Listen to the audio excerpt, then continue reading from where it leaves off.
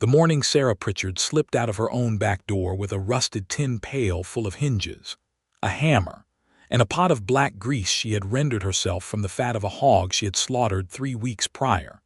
The sky was still the color of a bruise, purple and low, and humming with the kind of silence that only exists in the Kansas plains before the roosters remember their purpose. She moved through the dry grass like a woman who had long since made her peace with the dark, her boots soft on the cracked earth, her breath steady and deliberate. She was 31 years old, and she had been a widow for 2 years, and she had learned in those 2 years that silence was not something to fear but something to use.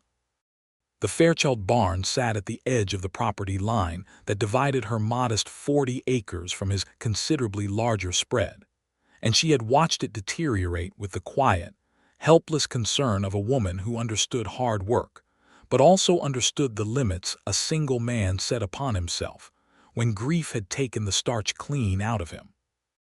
She had watched Jedediah Fairchild move through his days like a man walking underwater, slow and heavy and far away from the surface, ever since his own loss had hollowed him out sometime in the spring of 1882.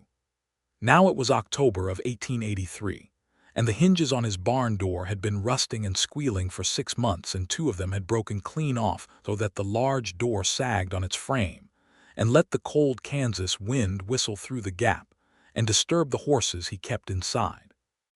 She had not planned this act of neighborliness so much as she had simply stopped talking herself out of it.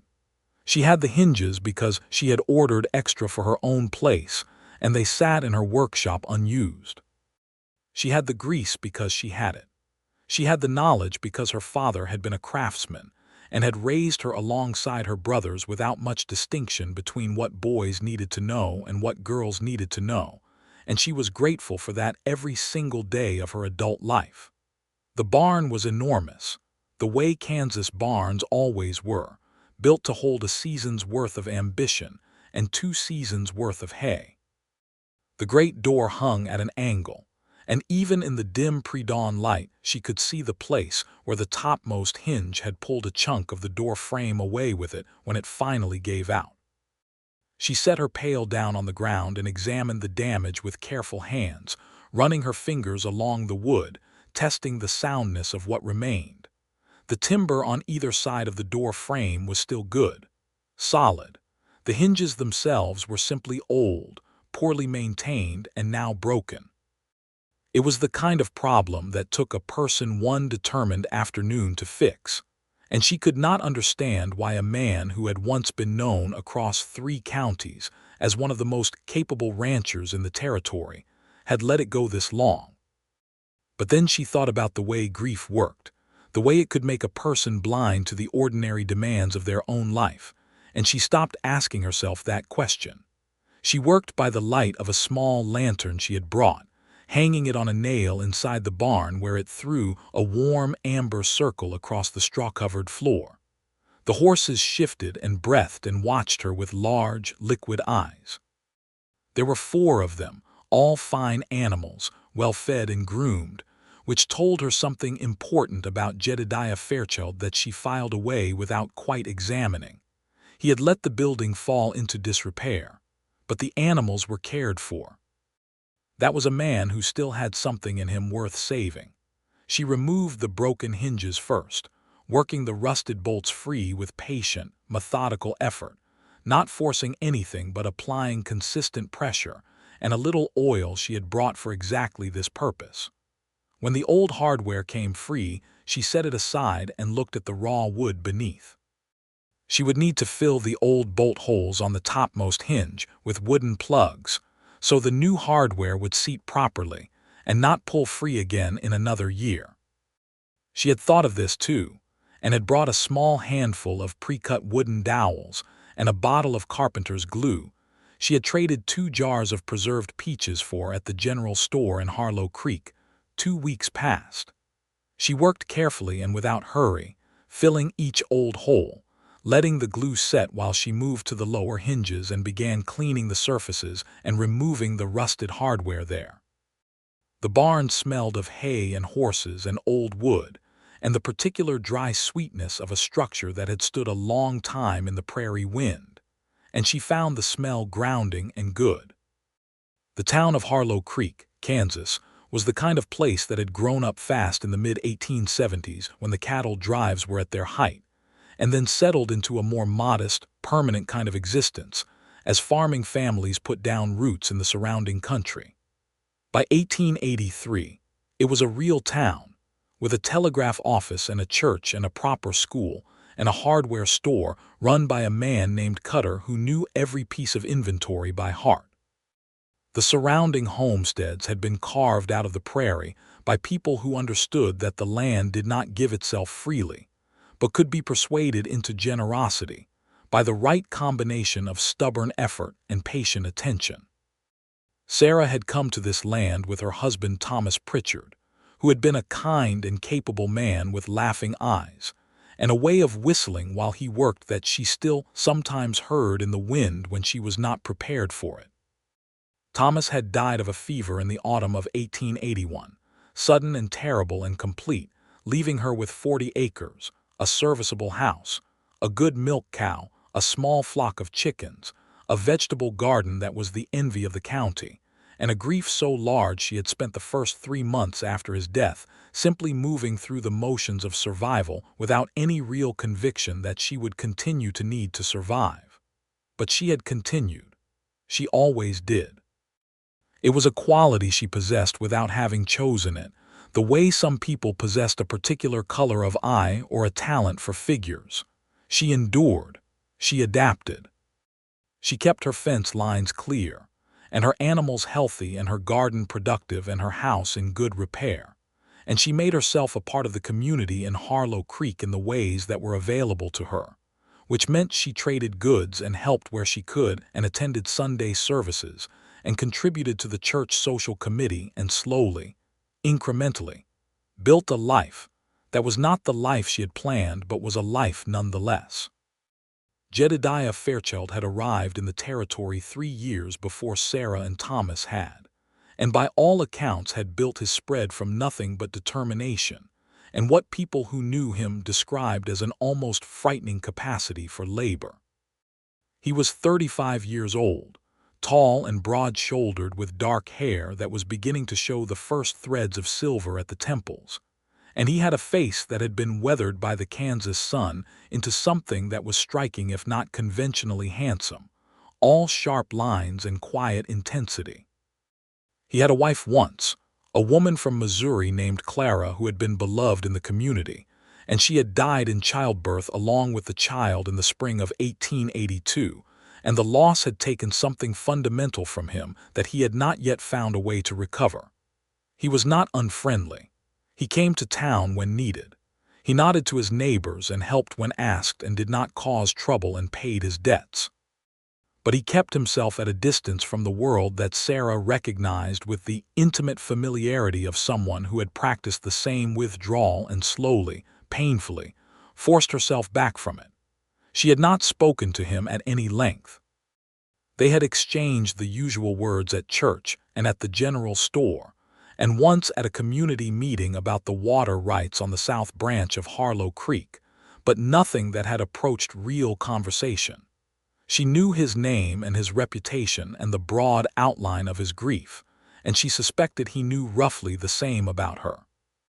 She was on the 4th hinge, the largest and most stubborn one, when she heard the rooster at the farmhouse crow once and then go quiet, and she calculated she had perhaps an hour before full dawn, and perhaps a little more before Jedediah Fairchild stirred and came out to tend his horses. She worked faster, not panicking but focused, her hands sure and practiced.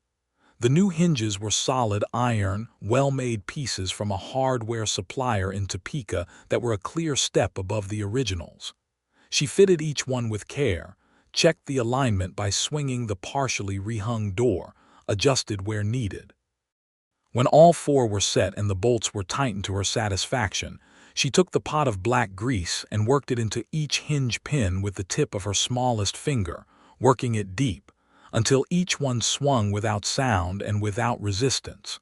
She stepped back and swung the grate door open and then closed it. The fit was good. The silence of the movement was deeply satisfying in the way that only a well-executed repair could be. She stood for a moment with her hands at her sides, looking at the door in the growing pale light that was beginning to filter through the gaps in the barn boards, and she felt something that she recognized eventually as contentment. She gathered her tools and her pail and her lantern, and she walked back home through the early morning grass, arriving at her own back door before the sun had fully cleared the eastern horizon. And she made herself a pot of strong coffee and sat at her kitchen table in the growing light, and did not question what she had done or why she had done it. Jedediah Fairchild woke at 5:30 in the morning the way he always did, in the gray half-light before the sun made any real commitment to the day. He dressed in the cold room, boots and worn trousers and a flannel shirt, and pushed his hair back from his face and put on his hat, and went out to tend the horses the way he had done every single morning for the past 7 years since he built this place. He was halfway across the yard when he stopped. He looked at the barn door. He stood there for a long moment in the cool October morning, the first real chill of the season in the air, and he looked at the barn door, and the barn door looked back at him from perfectly aligned, perfectly greased, perfectly silent hinges that were not the hinges that had been there yesterday. He walked to the door and put his hand on it and swung it open, and the silence of its movement was so complete, so clean, that something in his chest tightened in a way that caught him by surprise. He looked at the hardware, new iron hinges, good quality, properly set. He looked at the door frame and saw where someone had taken the time to fill the old holes before mounting the new plates, which was the right way to do it, and a detail that told him whoever had done this knew exactly what they were doing. He stood in the barn doorway for a long time, looking out at the prairie, and then he looked toward the south, toward the property line, toward the small farmhouse he could just make out in the distance with its single thread of smoke already rising from the chimney in the morning air. He said nothing.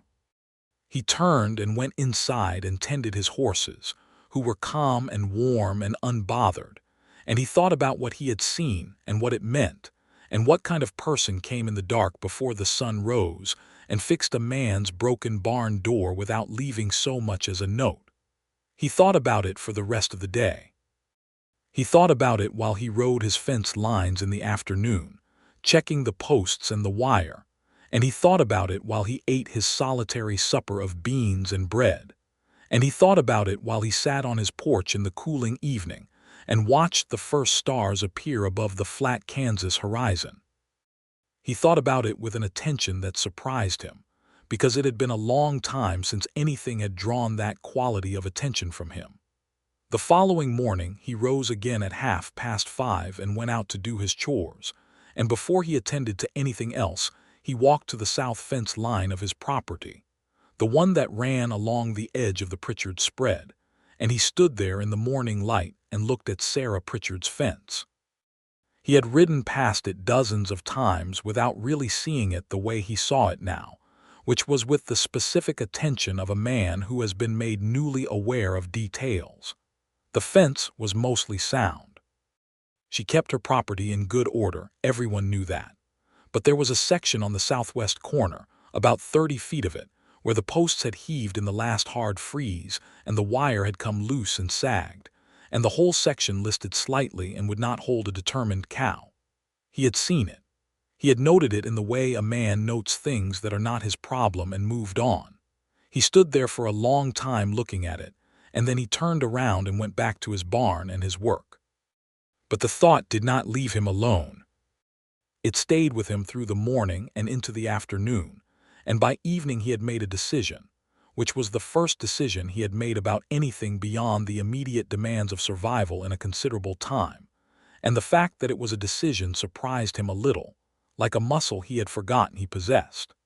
3 nights later, Sarah Pritchard woke in the darkness to the sound of something she could not immediately identify, a series of methodical sounds from the direction of her southwest pasture. She lay still for a moment, listening with the full attention of a woman who lived alone and had long since trained herself to calibrate the difference between the sounds that required response and the sounds that required only acknowledgement. After a moment she got up and went to her window and stood to the side of it, not in the direct light, and looked out toward the southwest. There was a lantern, hanging from a fence post, and in its light she could see the shape of a man working. He was setting a post, leaning into the driver with his whole body, and even at this distance and in this uncertain light she could see the efficiency and sureness of his movements, the way he paused after each strike to test the result, the way his attention was entirely on his work. She stood at the window and watched for a long time. She recognized him after a moment by the particular way he stood, the set of his shoulders, the shape of him in the lamplight. She would have recognized him sooner if she had been thinking along those lines, but she had not been, because it had not occurred to her until this moment that the barn door might have consequences. She went back to bed. She did not sleep immediately. She lay in the darkness of her room with the quilt pulled to her chin, and the faint sounds of the fence repair drifting through the thin walls of her house, methodical and steady and curiously comforting. And she thought about what kind of man came in the night to fix a neighbor's fence without being asked, and without saying a word about it. She thought about it for a long time. In the morning she rose early and went out in the cool light and walked to the southwest corner of her pasture, and stood before 30 feet of perfectly set, perfectly strung fence line that had not been there the night before. The posts were plumb and solid, driven deeper than the originals had been, and the wire was tight and even and properly fastened at each post with fresh staples. The work was excellent, better than excellent. It was the work of a man who took a quiet pride in doing a thing right when he chose to do it at all. She stood before the fence for a long time with her arms folded across her chest, and the October wind moving her hair, and the morning sun beginning to lay long shadows across the prairie grass, and she felt something shift in her chest that she recognized with some alarm, because she had not felt it in a long time. She put it away carefully and went about her day. The following Sunday she arrived at the Harlow Creek Community Church, which was a plain white clapboard building on the main street that held about 80 people uncomfortably and 60 people in relative peace. And she took her usual seat toward the left side of the middle rows and opened her hymnal and waited for the service to begin.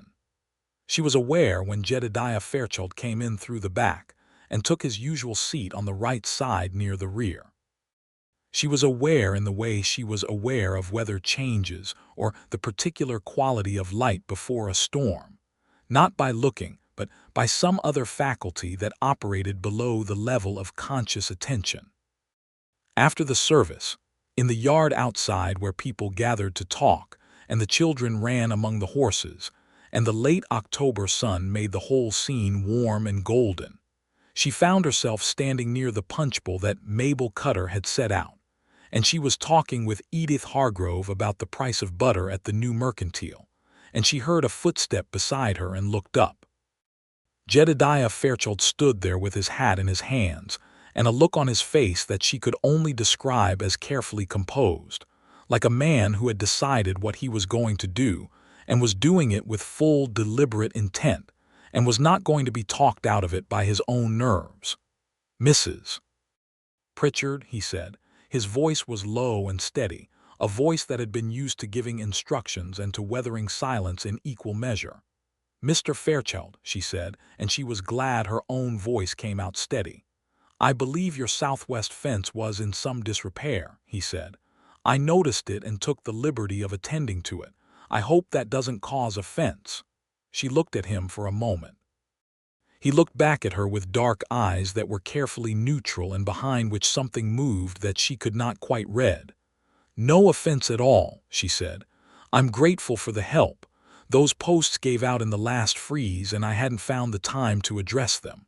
He nodded. There was a pause that was not precisely uncomfortable. "You do good work," he said then, and there was something in the way he said it that told her they both understood what was actually being discussed. She felt warmth rise in her face and was irritated by it and kept her expression composed. "So do you," she said. Something changed in his expression then, small and quick, there and gone, but she caught it. The corner of his mouth moved and his eyes, those carefully neutral eyes, warmed briefly like a coal that has been blown on and shows for a moment what it is still capable of becoming. "Morning, then," he said, and put his hat back on and went to find his horse. Edith Hargrove was at Sarah's elbow before he had cleared the churchyard, and the expression on her face was the expression of a woman who had witnessed something she intended to discuss thoroughly. "My goodness," Edith said. "Jedediah Fairchild. He never speaks to anyone after service." "He was just being neighborly," Sarah said, and picked up her cup and drank from it. Said Edith, in a tone that said she believed this completely and also not at all. The following week Sarah baked 2 loaves of bread, which was one more than she needed, and on a Tuesday morning when the sky was clear and cold and the wind from the north had the first serious teeth of winter in it, she wrapped one of the loaves in a clean cloth and put on her coat and walked across the property line to the Fairchild farmhouse. She had not been to the farmhouse before. She had seen it from a distance, a solid 2-story structure that Jedediah had built himself according to local legend, with a wide front porch and a good stone chimney. Up close it was exactly as solid as it appeared from a distance, built to endure, every board and beam chosen with care. But it had the slightly stripped quality of a house that was being maintained rather than lived in, a house from which all the small, unnecessary things had been removed or never added, where function had been kept and comfort had quietly departed. She knocked on the front door and waited. After a long moment she heard footsteps, unhurried and measured, and then the door opened and Jedediah Fairchild stood there with his sleeves rolled to his forearms and a look of genuine surprise that he controlled almost immediately. "Mrs. Pritchard," he said. "Mr. Fairchild," she said. "I baked this morning and had more than I needed. I thought you might want it." She held out the cloth-wrapped loaf. He looked at it for a moment and then at her and then he took it from her.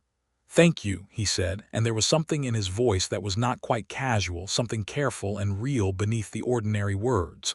"You're welcome," she said. There was a pause. The wind moved between them, cold and honest. "Would you like to come in?" he said. "I was just making coffee." She considered this.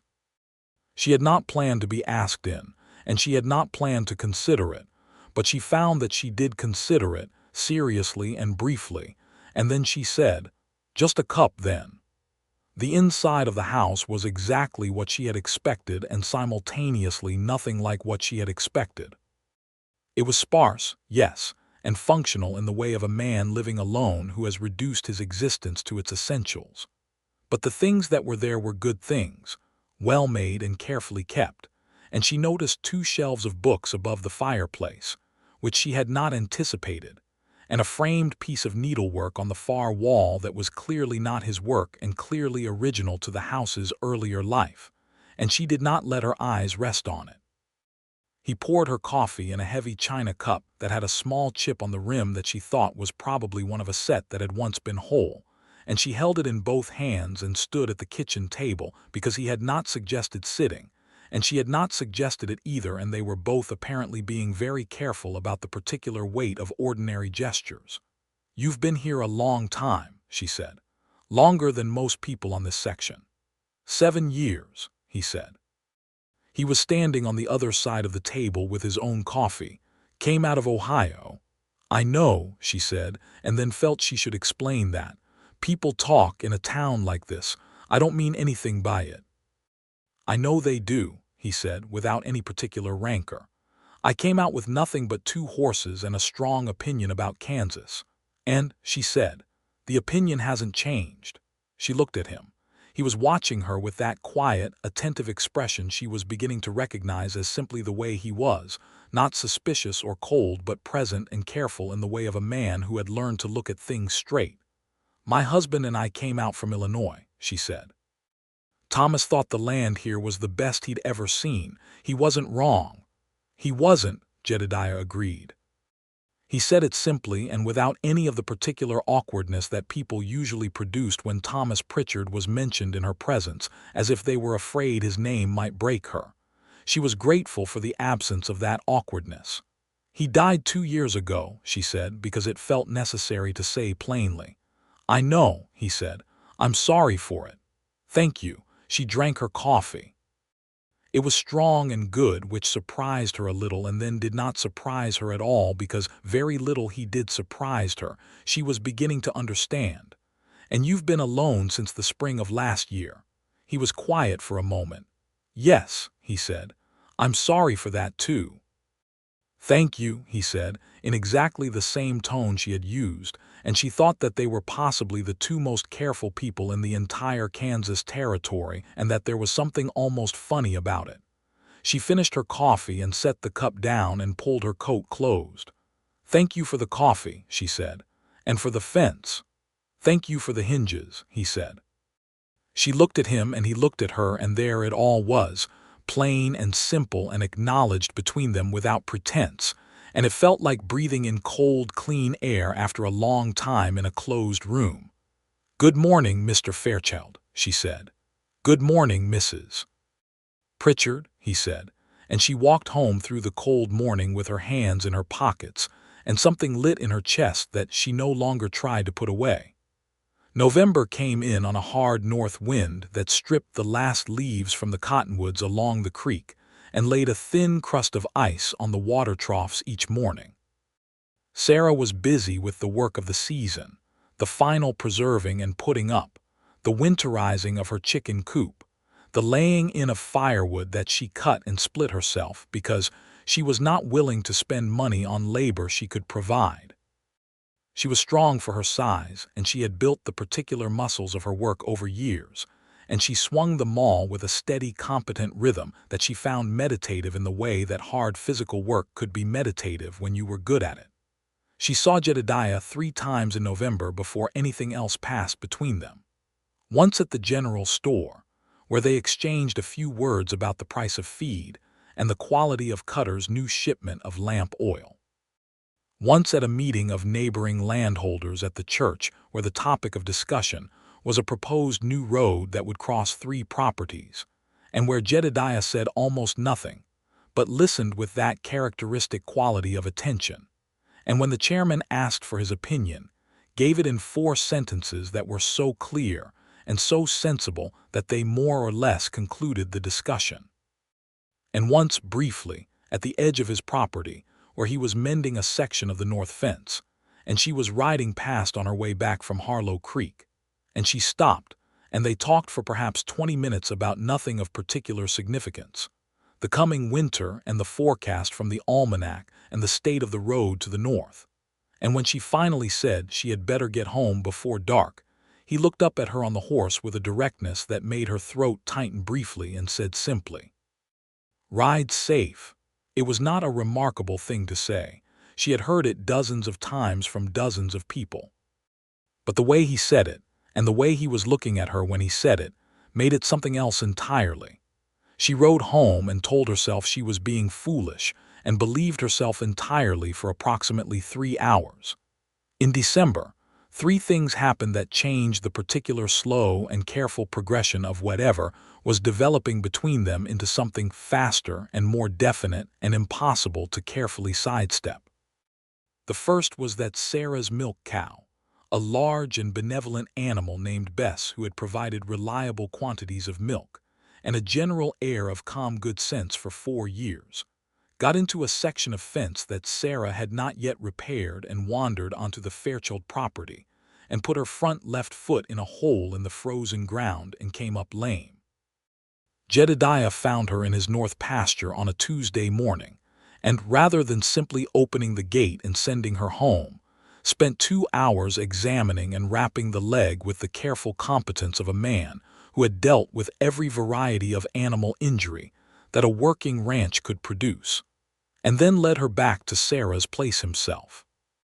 Sarah was in her barn when she heard the sound of hooves on the frozen ground and came out to find Jedediah leading Bess through the gate, and the expression on his face was not the expression of a man doing a good deed so much as the expression of a man who had been given an excuse to be here and had taken it and was not quite willing to pretend otherwise. "Found her in the north pasture," he said.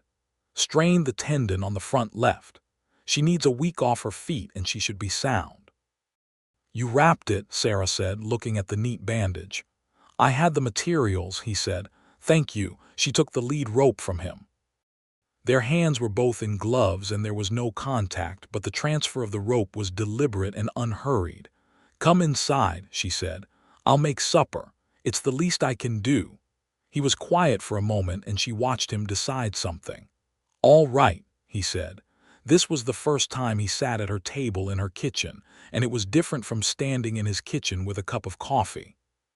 This was the particular intimacy of a shared meal in a space that belonged to her, and she was aware of it as she moved around her kitchen, and he sat at the table and looked at his hands and then at her, and then at the room.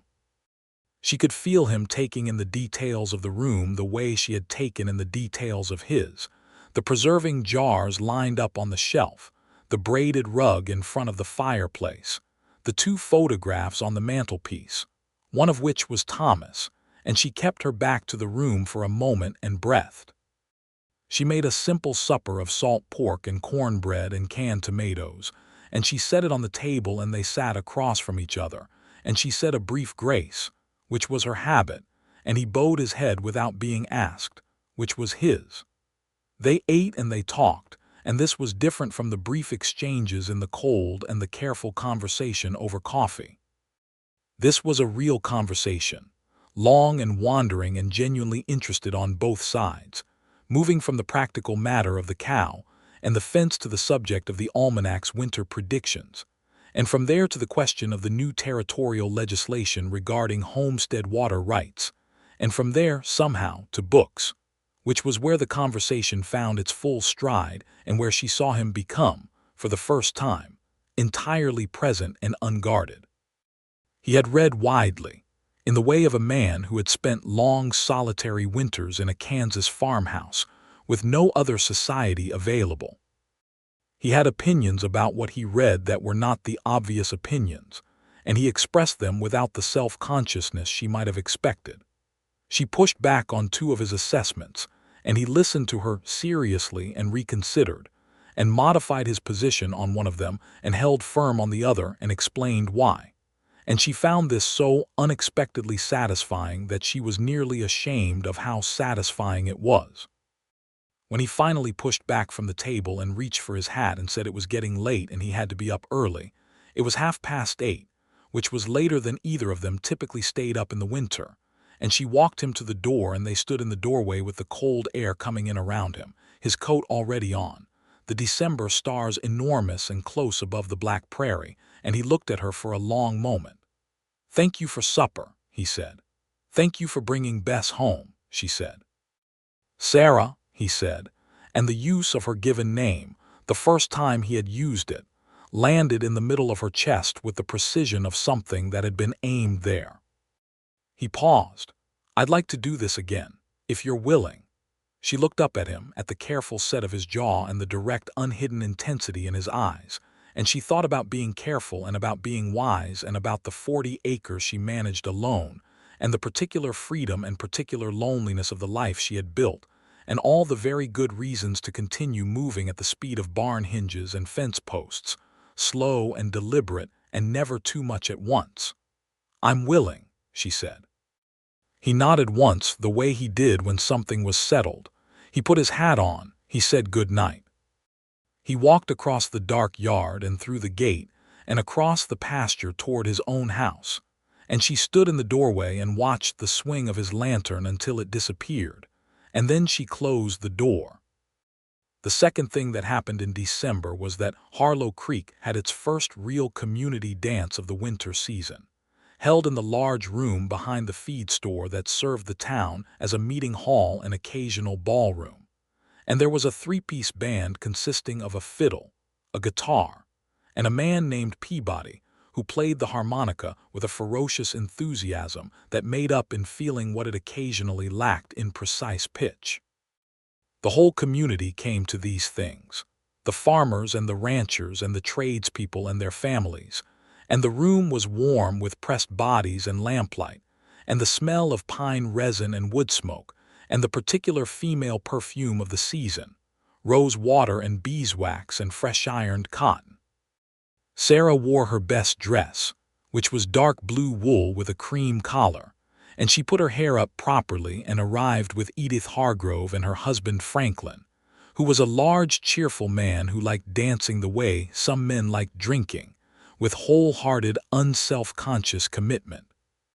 She danced 3 dances with various partners in the way that social obligation required and stood talking with Edith and Mabel Cutter, and drinking the warm cider that someone had brought and watching the room, and she told herself she was not watching for anyone in particular, and this was true for approximately 12 minutes.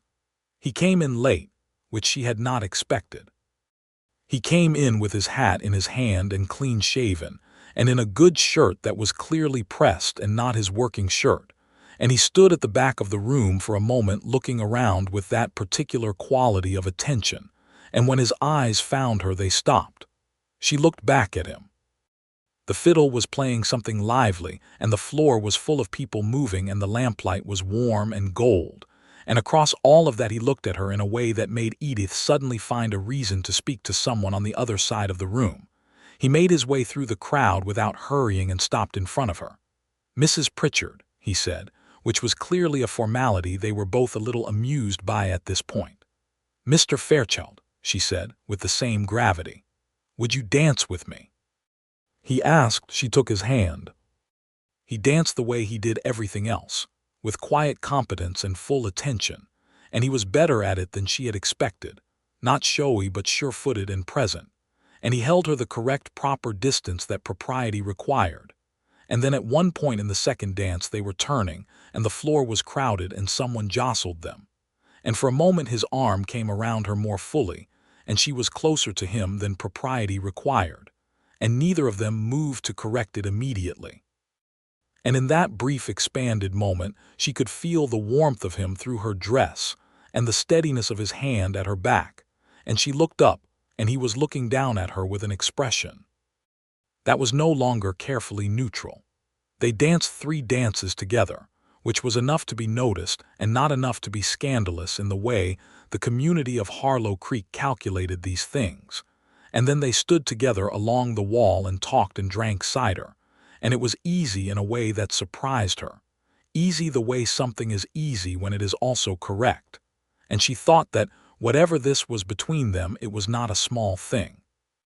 The third thing that happened in December was the worst thing, and then the best thing.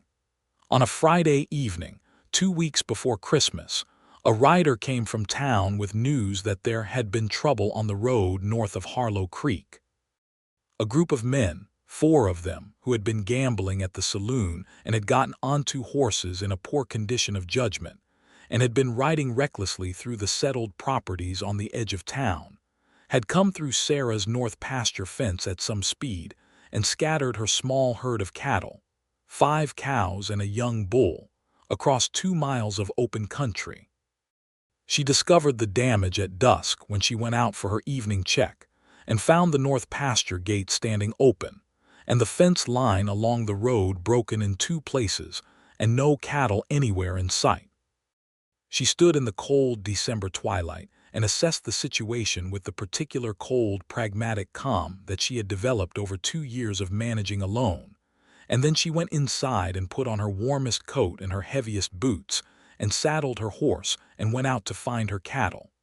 She had recovered 3 of the 5 by full dark, working by moonlight and lantern, following the tracks in the frozen ground. She was pushing the 3 ahead of her back toward the pasture when she heard hoofbeats coming from the north and tensed in the darkness, one hand going to the rifle she kept in the saddle scabbard out of the simple habit of a woman who lived alone on the frontier. "Sarah." His voice came out of the dark before he did, identifying himself deliberately, which she noted and appreciated.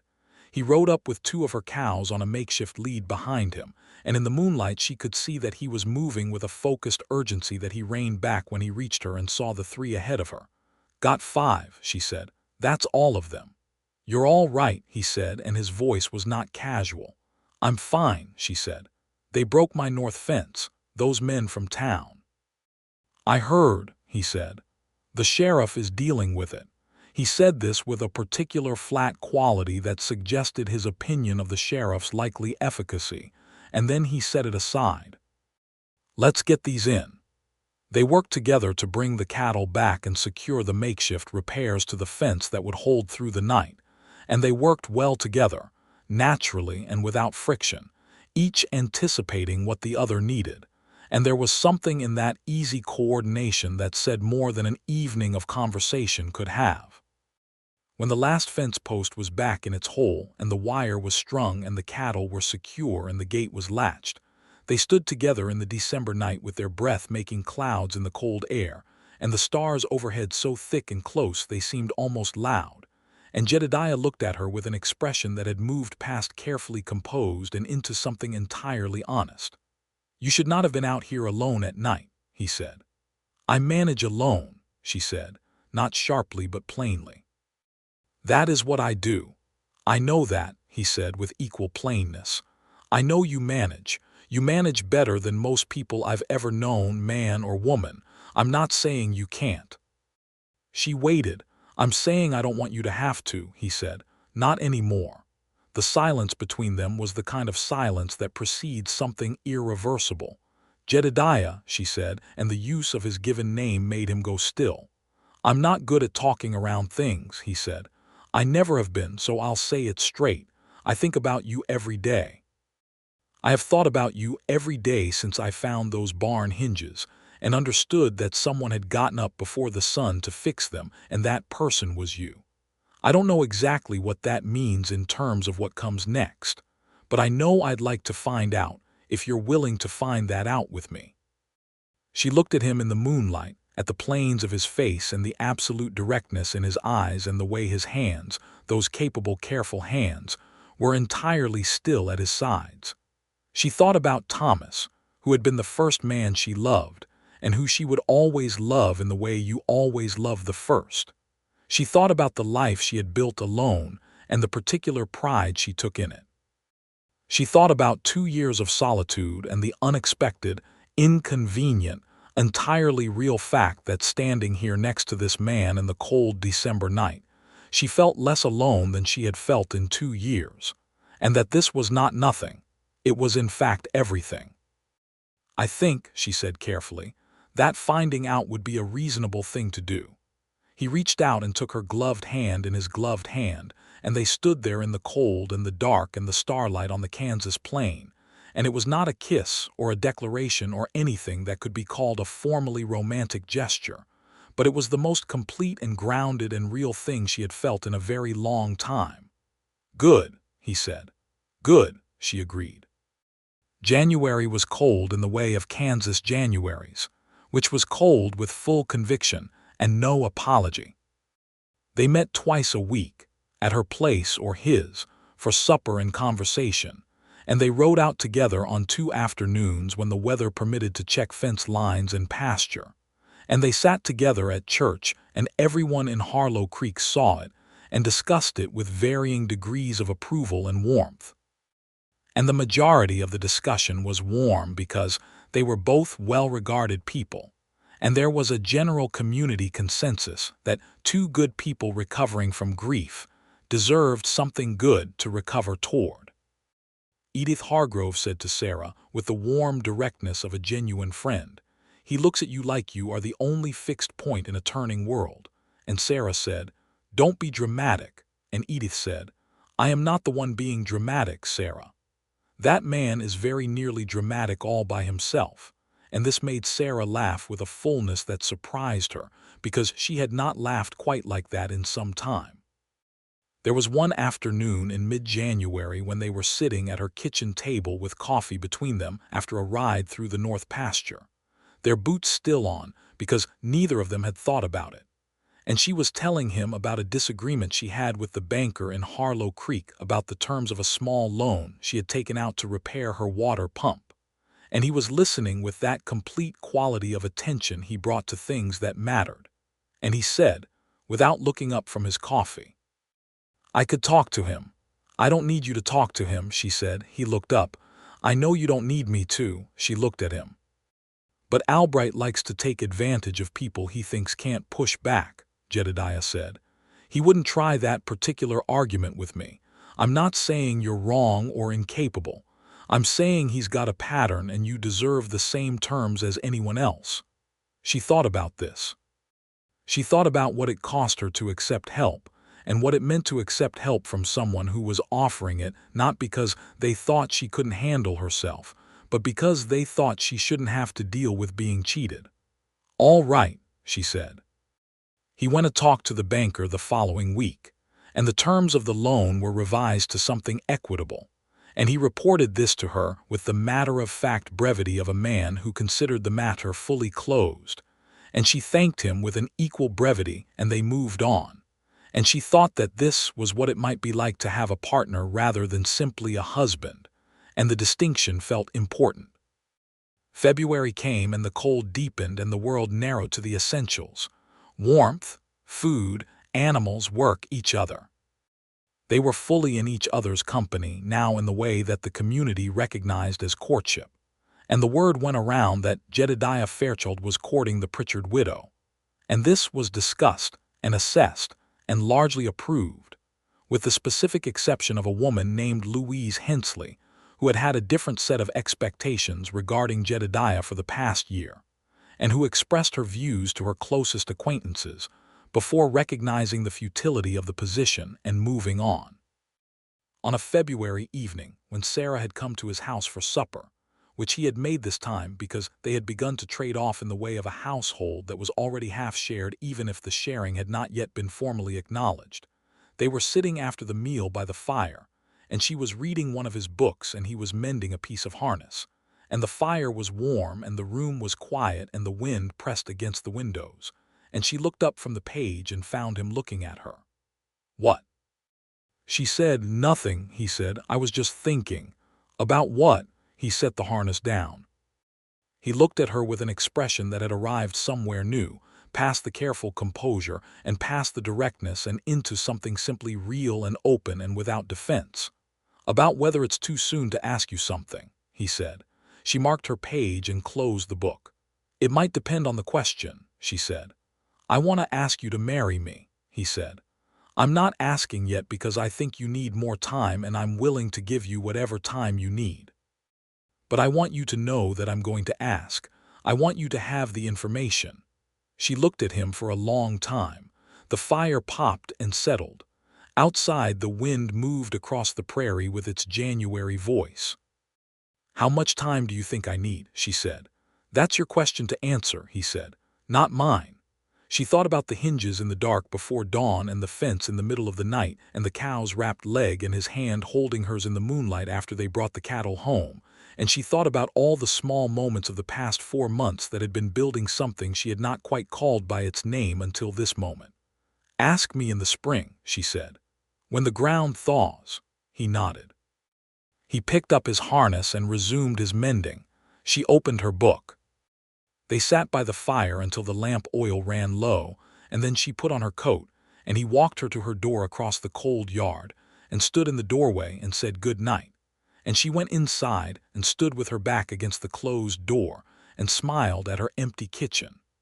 March came in rough and wet, and then gentled in the second week into something almost tender, the kind of early spring weather that made it difficult not to believe in the future.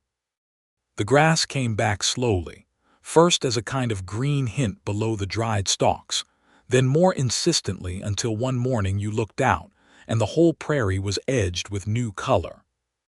Sarah's garden was an ongoing subject of neighborhood comment.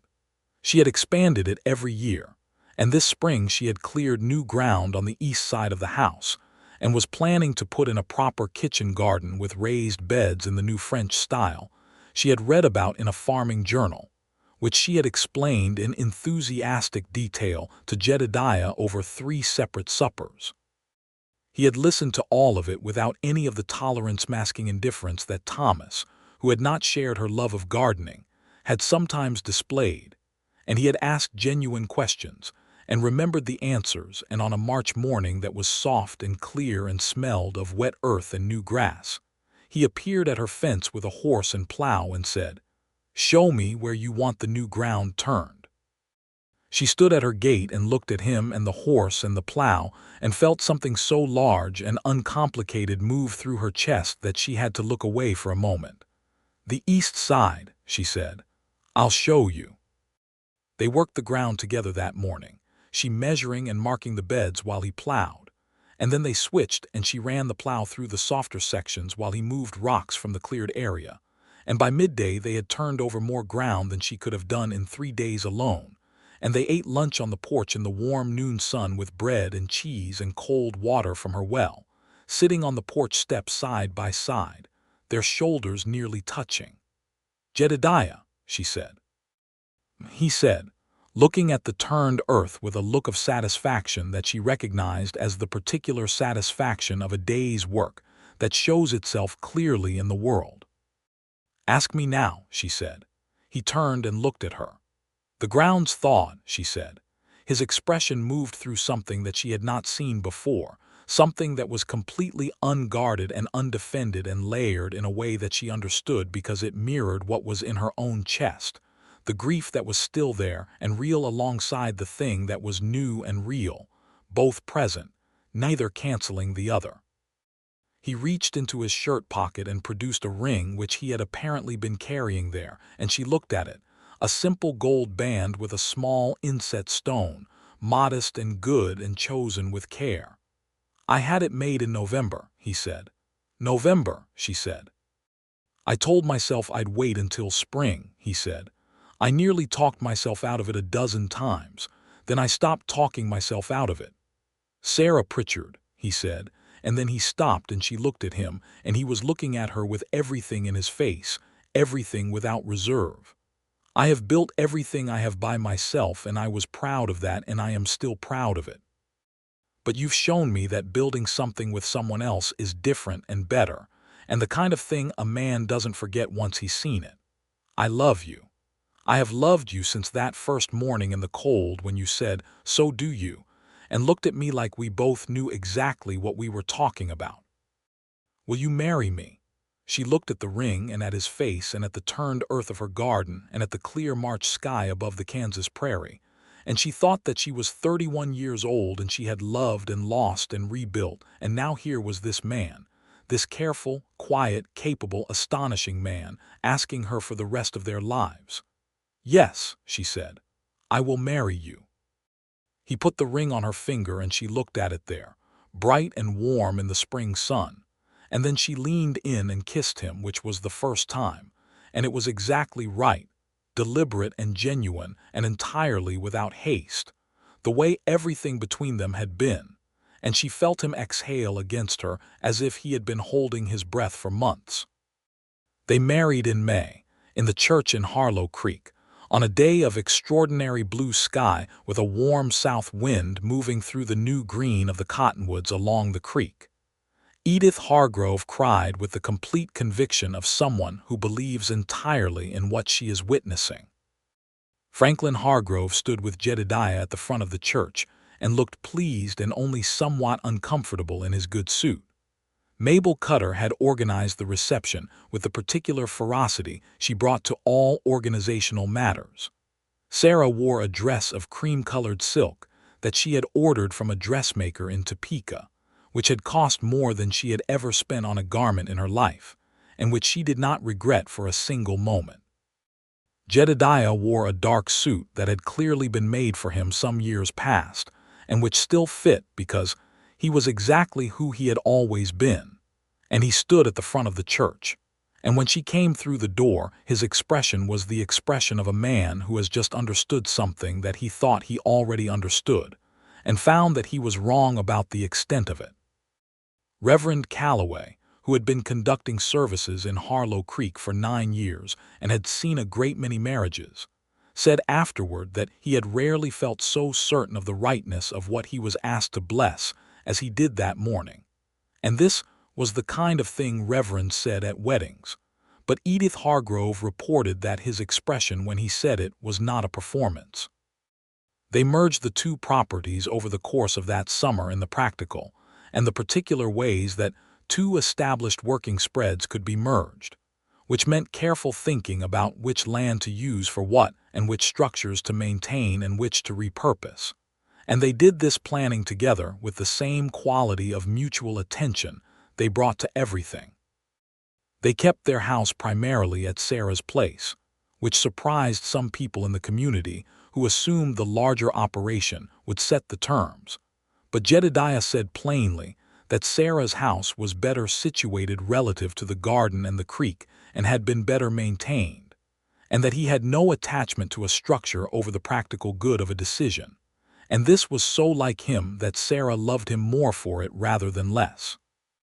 His farmhouse they kept in use as a working structure, converting the ground floor to a well-equipped workshop and tack room and using the upper floor for storage, which was a more than adequate use for a solid building that was not going to waste.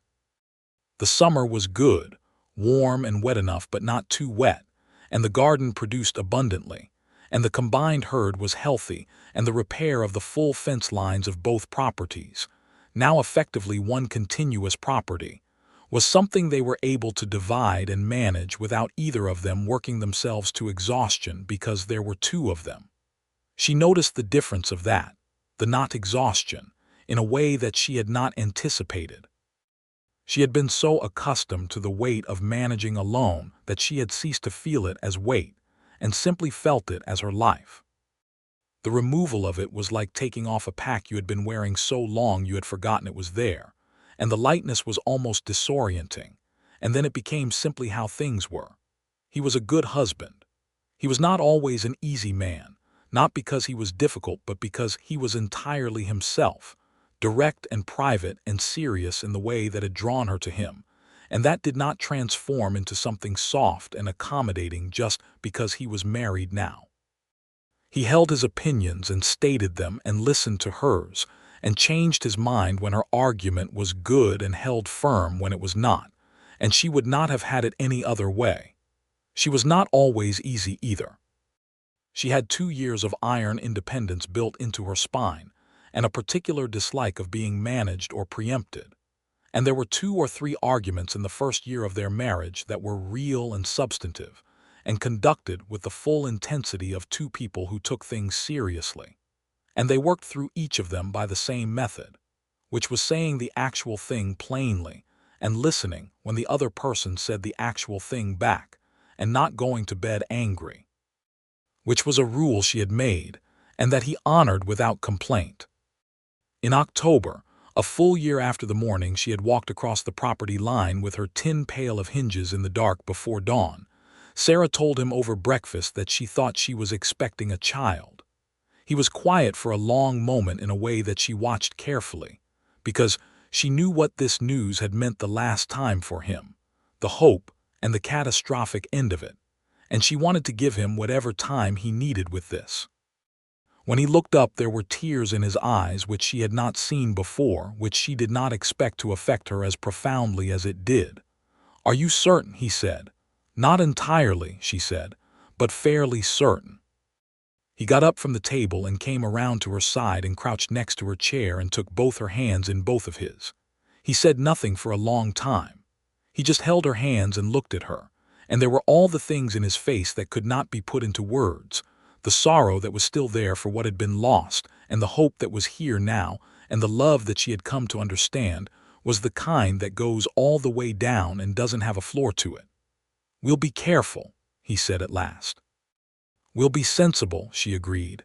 "Sarah," he said. "I know," she said. She went to see the doctor in Harlow Creek, a capable woman named Dr. Lydia Marsh who had trained in St. Louis and come west in 1880 to serve the growing frontier communities, and who was widely regarded as the best medical mind within a 2-day ride. Dr. Marsh confirmed the pregnancy and gave her thorough and practical instructions, and said she was healthy and well-nourished, and had every reason to expect a straightforward course of things. And Sarah believed her because she was the kind of person whose judgment you trusted the moment you encountered it. Jedediah rode to town with her for this appointment and waited outside the doctor's office with the horses. And when she came out, He looked at her with a question in his face that was the most vulnerable she had ever seen him. "She says everything looks good," Sarah said. "She says I'm healthy." He exhaled. He nodded. He helped her up onto her horse, which was not a thing he did as a matter of course because she had no need of the help, but she let him do it because today it was not about what she needed. The winter passed in the warmth of their combined life and the slow, expanding reality of the child coming. Sarah continued to work, because she was not an invalid and had no intention of being treated as one, and she managed her usual tasks with adjustments for what was sensible and practical. Jedediah took on certain things without being asked, and without making a production of it, the way he did most things, simply absorbing them into his own work as if it were obvious. She found him one morning in January reorganizing the second bedroom, which had been used as a storage room, clearing out the boxes and furniture and sweeping the floor and measuring the window. And she stood in the doorway and watched him, and he looked up and saw her, and straightened up without any particular embarrassment. "I was thinking about the room," he said. "I can see that," she said. "I can make a crib," he said. "I have the wood for it." She leaned against the door frame and looked at him, at this man who had come into her life through a barn door and a fence line, and all the small, careful steps between. And she thought that love in its real form was not the thing you expected, but the thing that arrived in the form of someone who came in the night and fixed your fence and held your hands and looked at you with eyes that didn't need to say what they were saying because you already knew. "Make the crib," she said. He made the crib. It took him 3 weeks of evening work, and it was the finest piece of furniture in the house, smooth-joined and solid and made with the same patient care he brought to everything. And when it was done, he set it in the room and stood back and looked at it, and she stood beside him and they looked at it together. "It's beautiful," she said. "It'll hold," he said, which was how he expressed the same thing. In April, with the same spring that had been present at their first real declarations now returning to the prairie, Sarah gave birth to a son. It was a long labor, longer than Dr. Marsh had hoped for, and there were hours in the middle of it when things were difficult, and Sarah found her own considerable reserves of fortitude thoroughly tested. Jedediah was not permitted in the room for most of it, which was the custom of the time, and he waited in the kitchen and the yard alternately. And Edith Hargrove, who was attending as a helper to Dr. Marsh, came out twice to report that things were progressing and to tell him to eat something, which he did not do. When Dr. Marsh came out to tell him he had a son, he stood up from the kitchen table so quickly his chair fell over behind him and he did not notice it. "Sarah," he said before anything else. "She's well," the doctor said. "She's tired and she's very well. You can go in." He was in the room before the doctor finished the sentence. Sarah was in the bed with her dark hair loose around her, and the exhaustion of the past many hours in her face and something else in her face that he had never seen before, and that went through him like light.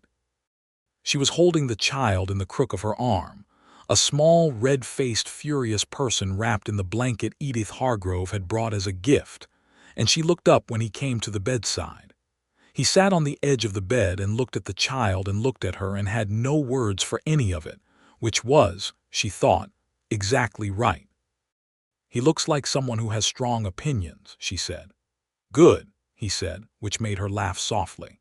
He reached out and put one finger against the child's small fist, and the child's fingers closed around it in the instinctive grip of the newly arrived. And Jedediah Fairchild, who had held himself together through 2 years of grief, and the slow, careful opening of himself back toward the world, sat on the edge of his wife's bed and let himself be entirely undone. She put her free hand on his back and said nothing, because nothing needed to be said. They named him Thomas Jedediah Fairchild, which was Sarah's suggestion, and which Jedediah received with an expression that she would carry in her memory for the rest of her life. The full understanding of what it meant to be chosen, to have the person who loved you choose to honor your predecessor alongside you because love, real love, was large enough to hold both. Thomas grew through his first year with the robust and opinionated energy of a child who has been wanted into existence and knows it at some cellular level.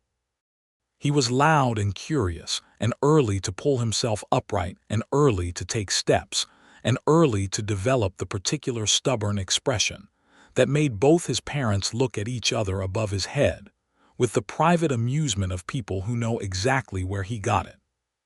The community of Harlow Creek regarded the Fairchild family with a warmth and affection that was expressed in the frontier way, practically and directly, with help given and returned in conversation at the general store and the church and the occasional social. And Sarah and Jedediah were woven into the fabric of the community in the way of people who participate fully and hold nothing back. The summers cycled past with the rhythm of working land, planting and growing and harvesting, animals born and raised and sold or kept, fences repaired and buildings maintained. Jedediah turned out to share her love of the garden in the particular way of a person who would not have described themselves as enjoying gardens, but who found themselves spending more time in them than strictly necessary, on his knees in the rows of vegetables on a Saturday morning, Thomas toddling along beside him, and being corrected with patient good humor when he attempted to pull things up that were not yet ready for pulling. They added a porch to the east side of the house in the second year of their marriage, a long covered porch where they could sit in the evening and look at the garden and the pasture and the flat line of the prairie going all the way to the horizon. And this porch became the place where they talked, truly talked, about everything, their plans and their fears and the small observations of daily life and the larger questions that a person carries through the years. They talked about Thomas Pritchard with honesty and tenderness, and they talked about Clara Fairchild with the same, because they had both agreed early that the people they had loved were not to be stored away or pretended away, but were part of what had made them who they were.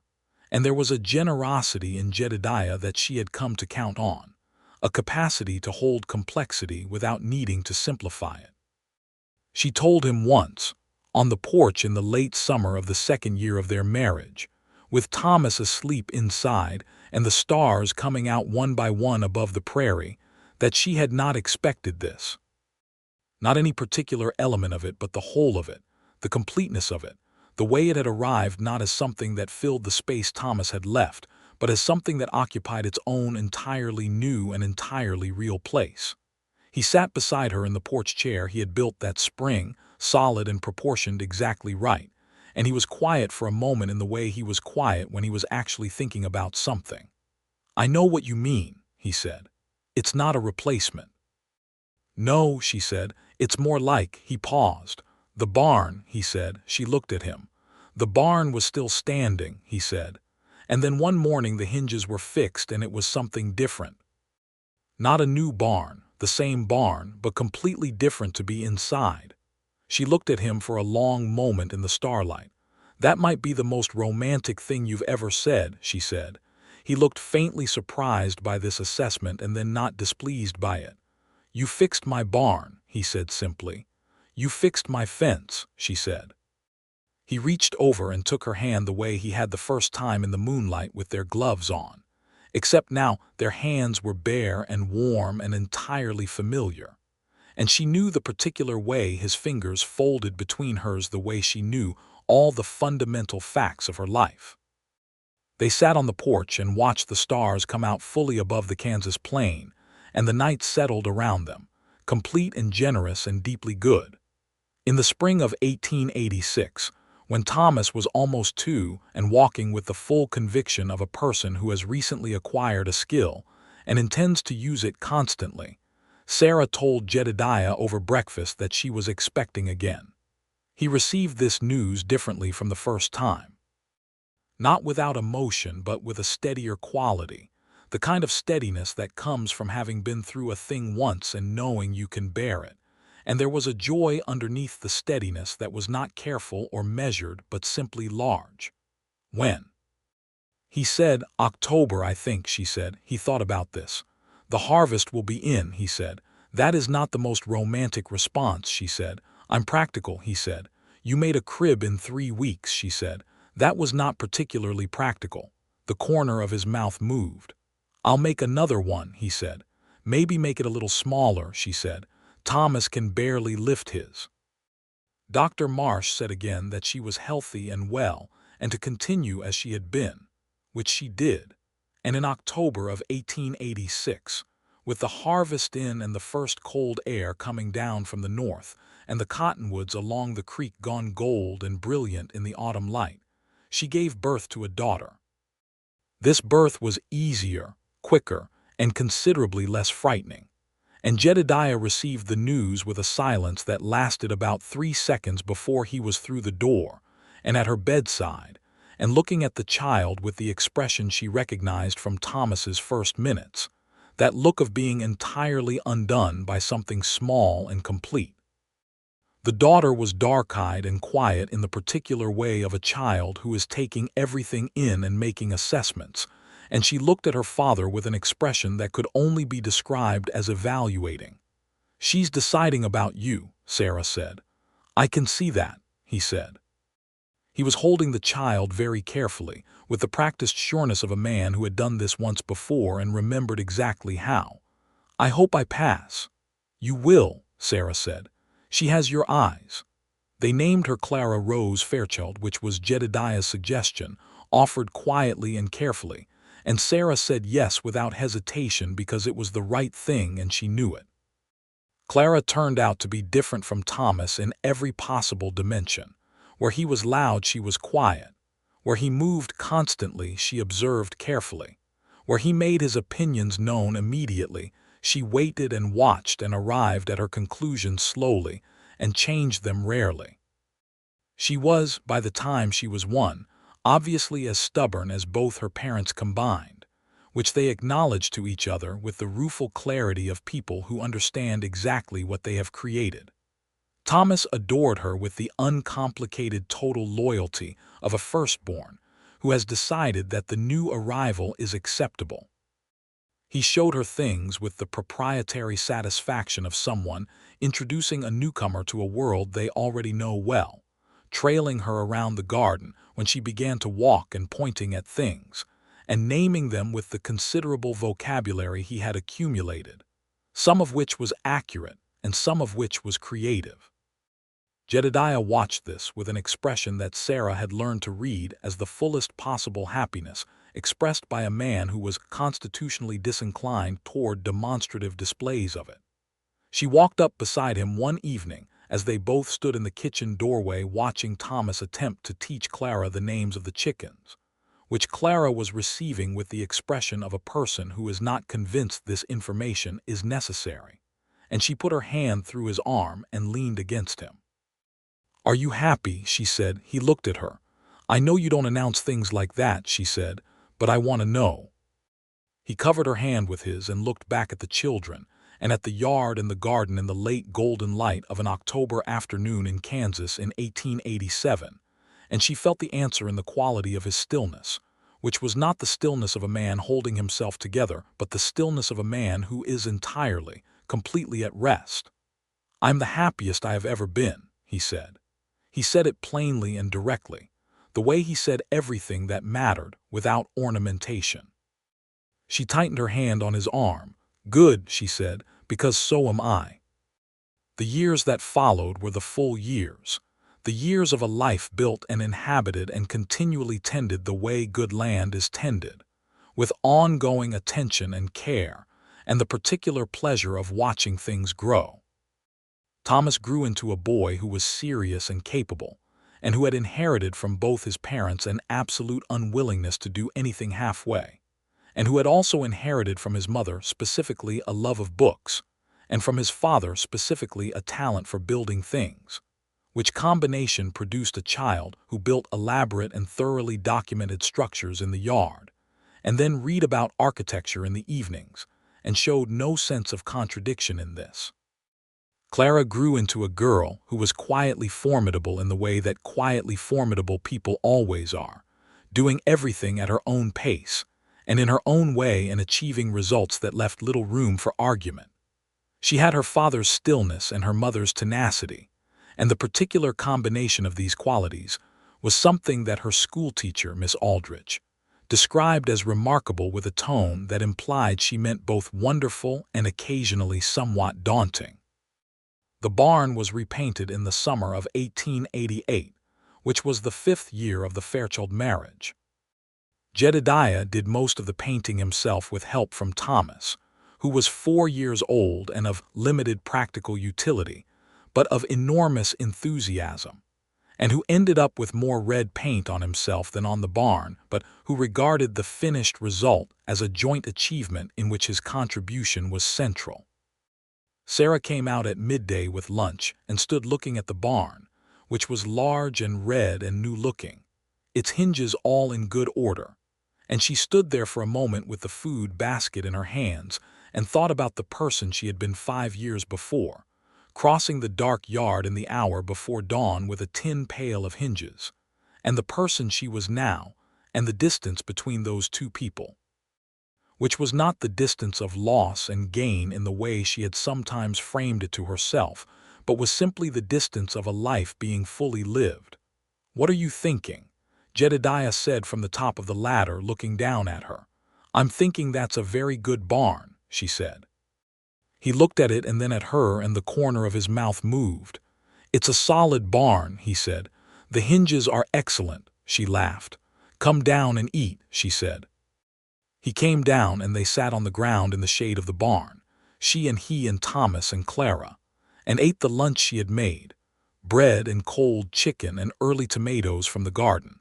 And the red wall of the barn stood above them in the noon light, and the prairie stretched away in every direction, and the children argued companionably about which of the chickens was the tallest, and Jedediah met her eyes across the heads of their children, and looked at her the way he always looked at her, which was with the full, uncomplicated truth of what she was to him. She looked back at him the same way. The autumn of 1889 was when the territory formally became a state, and the people of Harlow Creek celebrated the occasion of Kansas statehood with a gathering that involved most of the county and a great deal of food and considerable political speech-making from people who enjoyed that kind of thing. Jedediah endured the speech-making with the patient forbearance of a man who is attending for the sake of civic duty and the company of his neighbors, and who is sustained in this effort by the fact that his wife is beside him and will have things to say about it later that will be funnier than the speeches. She had plenty to say about it later, and he laughed with the full, unguarded laugh that she had worked to earn in those early months and that she never took for granted. And Thomas, who was 5 and comprehended approximately 40% of the joke, laughed along on the strength of his parents' laughter. And Clara, who was 3 and comprehended 0% but was not going to be excluded, laughed loudest of all. They rode home from the celebration in the wagon in the late afternoon light, the children falling asleep against each other in the back, and the prairie around them was gold and enormous in the autumn sun. The kind of scene that made you understand why people had come out here across the impossible distances to claim this land, because there was nothing like it anywhere in the world, nothing with quite this combination of scale and silence and the particular quality of the light. "We've been married more than 4 years, Sarah said. 4.5, he said. "It doesn't feel like what I expected marriage to feel like when I was young," she said. He glanced at her. "What did you expect?" She thought about it. "I expected it to feel like something that happened to you," she said. "Like weather." He waited. "It doesn't feel like that," she said. "It feels like something we're doing. Every day it feels like a thing we're actively choosing." He was quiet for a moment. The horses moved steadily along the road, patient and familiar. "That's what it is," he said. She took his arm and leaned against him on the wagon seat, and he settled her weight against his side with the ease of long practice, and they drove through the golden afternoon back to their home. The house they came back to was the home she had brought to this land first, and that they had added to and altered together. The east porch and a second proper bedroom for the children, and a new roof on the barn, and a root cellar that Jedediah had dug the summer before with Thomas's help, Thomas being 6 by then, and able to shift dirt with a small spade, and absolutely certain of the importance of his contribution. The garden was her great ongoing project and the ongoing evidence of what this land would give if you understood it. And she had expanded it every year until it covered nearly half an acre and produced enough to feed them abundantly through the winter on what she put up and enough surplus to sell at the market in Harlow Creek and to give freely to neighbors who needed it.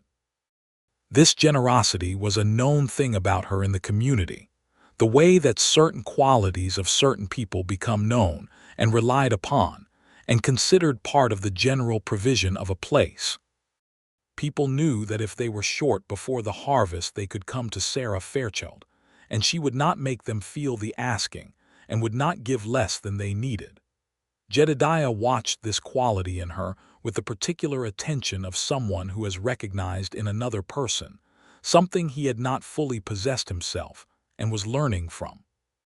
He had always been generous with labor and with knowledge, the practical generosities of a working rancher, but she had a different quality of generosity, a warmth that was not sentimental but structural, as if giving were simply the correct response to a need observed, and the only calculation was whether you had the means to meet it.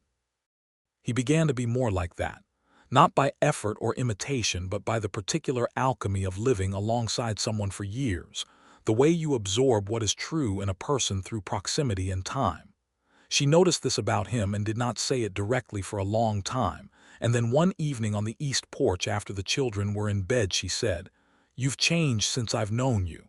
"So have you," he said. "I've changed back," she said.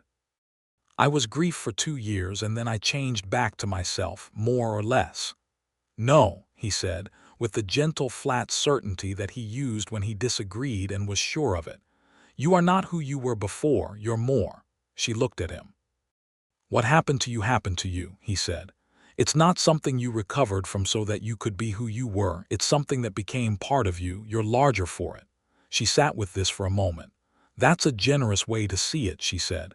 "It's an accurate way to see it," he said. "You are the most capable person I've ever known, not in spite of what you've been through, because of it and everything else together." She was quiet for a while. The night was warm and the crickets were going and the children were sleeping inside and the stars were the full Kansas stars, the ones that made you feel small and not lonely. "I love you," she said. "I love you," he said.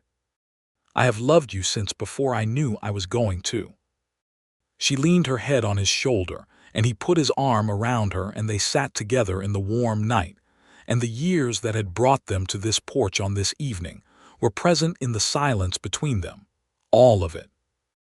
The grief and the hesitation and the barn hinges and the fence posts, and the cold moonlit night with the scattered cattle, and the ring he had been carrying in his pocket since November and the children sleeping inside, and the land around them that they had worked together into something generous and good. Thomas had a strong opinion at age 7 that the family required another dog, as the previous dog, a cattle dog named Pepper who had been Jedediah's companion since before the marriage, had died of old age in the spring. Thomas presented this argument to both parents on 3 separate occasions with increasing detail and, it had to be said, increasing rhetorical skill, and on the 3rd occasion Clara contributed her support in the form of looking at her father with the expression she had developed that worked on him roughly 90% of the time. The dog arrived in June, a young border collie from a litter on the Morrison property north of town, black and white and enthusiastic beyond all reason, and was named by Thomas after careful consideration. He named her Hinge.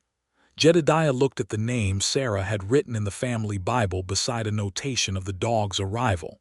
"Hinge," he said. "He said it was a good word," Sarah said. He looked at her. She looked back at him, her expression entirely composed except for the very corners of her eyes. "Where did he hear that word?" he said. "Children hear things," she said. He was quiet for a moment and then he laughed, truly laughed, the full sound of it, and she laughed with him. And Thomas looked up from the yard where he was introducing Hinge to the chickens, and could not have said why his parents were laughing on the porch, but found the sound of it entirely satisfactory and returned to his work.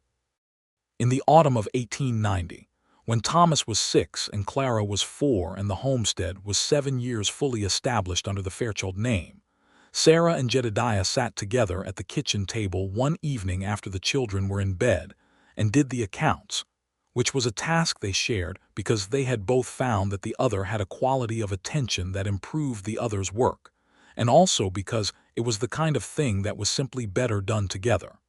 The accounts were good. The combined property was producing well. The herd was at a size and quality that was the result of careful selection over years. The garden surplus sales were a reliable secondary income, and they were entirely clear of debt for the first time since the loan that Jedediah had helped resolve with the banker. "We're doing well," Sarah said, looking at the figures. "We are," he agreed. "Thomas is going to need school fees soon," she said. "He's past what the local school can give him. Reverend Calloway says there's a good secondary school in Topeka." "I know," he said. "I've been thinking about that too." They talked about it practically and specifically and made a plan, which was what they did with everything. And when the plan was made and the candles were low and the fire was banked down and the house was quiet around them, she reached across the table and put her hand on his hand where it rested on the ledger book. "I am glad it was your barn," she said, "of all the barns in all the county." He turned his hand over and held hers. "I'm glad it was your fence," he said. They sat at the kitchen table in the quiet, warm house with the Kansas night outside the windows and the children sleeping upstairs in their beds, and the life they had built around them in every direction, good and solid and true, and the lamplight made everything golden, and there was nothing unfinished, nothing left undone, nothing that needed to be said that had not been said. Everything had been said, in fact, in the way that mattered, which was not always in words. It had been said in hinges and fence posts, and a loaf of bread carried across a cold morning, and a ring in a shirt pocket since November, and a crib built with 3 weeks of evening work, and a child named for the man who came before, and a daughter named for the woman who also came before, and a dog named by a 7-year-old boy who had heard a word he liked and kept it. It had been said in all of it, and it was still being said, and it would go on being said in the daily language of the life they were living, in the way two people who have chosen each other truly and continually always have more to say and always find the ways to say it.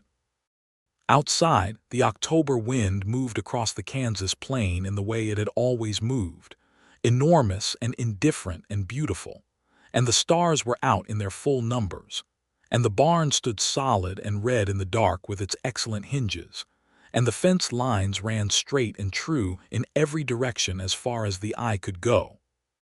And the house was warm and full, and the people in it were exactly where they had arrived through the long, careful, honest work of being willing to let something real become what it was always going to be, which was this, which was everything.